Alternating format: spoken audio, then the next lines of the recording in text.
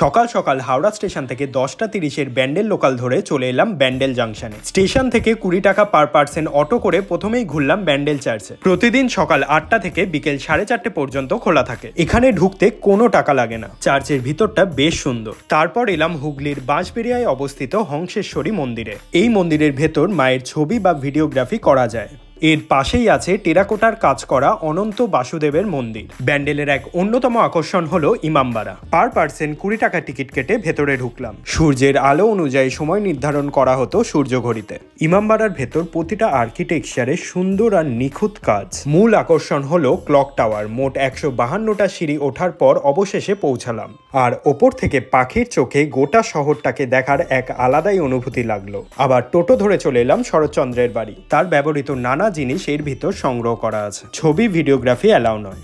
সবশেষে এলাম লাহিড়ী বাবার আশ্রমে।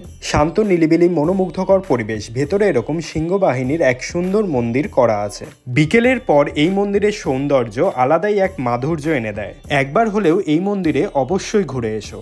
ভিতরে ভিডিও ছবি তোলা অ্যালাউ নয়। টোটো করে স্টেশনের পথে রওনা দিয়ে ব্যান্ডেলকে এবারের মতো বিদায় জানালাম।